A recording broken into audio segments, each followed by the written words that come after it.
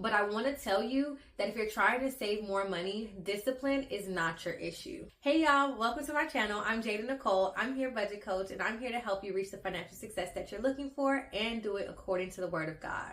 So a lot of my clients have been telling me that they want to save $10,000, and this always is like a red flag to me whenever they say this, because I know that $10,000 is a savings goal that has been floating around as like this magical number to save on social media. And I have to ask all my clients, and today I want to ask you too, what is the real purpose behind wanting to save $10,000? I will tell you today that if you are saving $10,000 just because you heard someone say it on social media, your likelihood of actually achieving that goal becomes really, really low. And I'm going to explain why. Having that $10,000 savings goal is similar to someone saying, oh, I want to be a millionaire, or I want to have a house by the age of 30.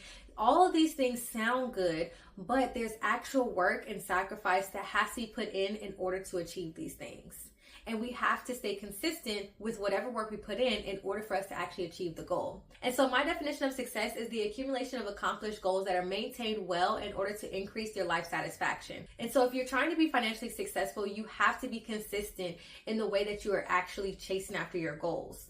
And I know we've heard a lot about consistency, but consistency truly is going to help you be successful. And a lot of you are probably thinking to yourselves, okay, consistency requires discipline, and that's true.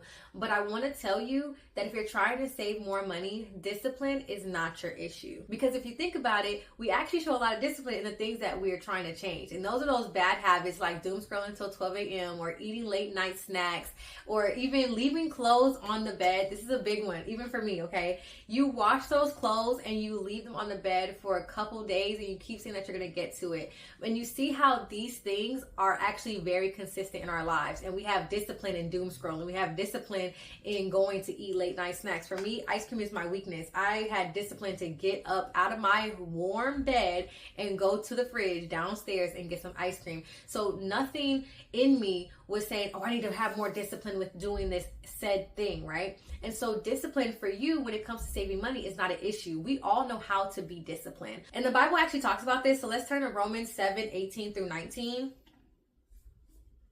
And I'm reading out of the NIV version, and it says, "For I have the desire to do what is good, but I cannot carry it out. For I do not do the good I want to do, but the evil I do not want to do, this I keep doing." So the Bible talks about this phenomenon about us having things that we desire to do, but us actually not doing it. And so why are we having an issue with saving money consistently if that's something that we technically want to do?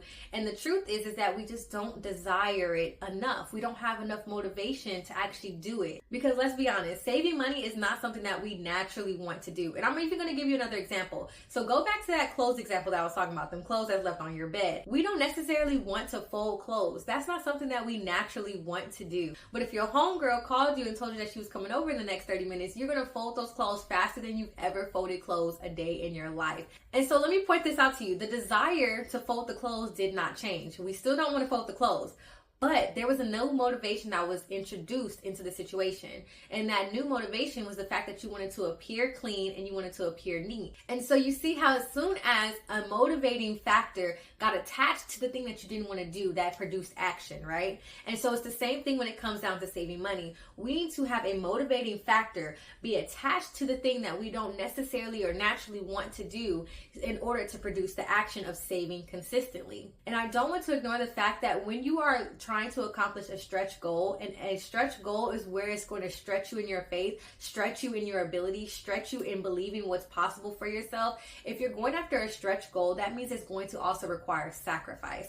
And I want to touch on this just for a little moment, because sacrifice is something that is necessary, and a lot of us don't really like that word. And to be honest, sacrifice is not sexy, and it's okay. I don't like to sacrifice, but it is necessary. And the Bible even tells us in Mark that some deliverance cannot happen without prayer and fasting. And so you see that sacrifice is going to be a necessary thing in order to achieve certain goals that you have. I want to bring all of this together with these 3 practical steps on how to save more money and how to reach your savings goal. If your savings goal is to reach $10,000, okay, cool. But I will urge you to first, number 1, set a specific why behind the reason why you're saving. And it has to be something that you are emotionally charged by. It has to be something that is attached to you and attached to the value that you place on said thing. So if you are going in and say, oh, I want to save $10,000 because I saw it on TikTok, that is not going to sustain you during the times when you do not feel like cooking at home and you want to just go eat out. That is not going to sustain you during the times where you see a nice dress on the rack and you want to go buy it. That is not going to sustain you. What's going to sustain you is the fact that you have a motivating factor behind it, like, oh, I'm trying to save to buy for a home, or oh, I want to save a down payment for a car, or I want to save for a vacation. Those things are going to motivate you to make the hard decision now so that you can have that reward later. And tip number 2 is to set an end date for when you want to have your goal achieved by. And the reason why I say this is because if you are sacrificing in order to reach your stretch goal, then you want to be able to know that the sacrifice is for a temporary time, okay? Because it's in our head, just like working out. If you are with your coach and they say, okay, 3 more reps, then you're going to be motivated to actually get those 3 reps done. You're going to say, okay, I can do it, I can do it, I can do it. But if they're just having you do the reps and they're not counting, they're not telling you how many you have left, in your head, you're going to give up a lot quicker than what you actually could then go for. And so it's the same thing with saving money. If you set an end date, then you know when your end goal is, instead of just feeling like you're sacrificing for an endless time.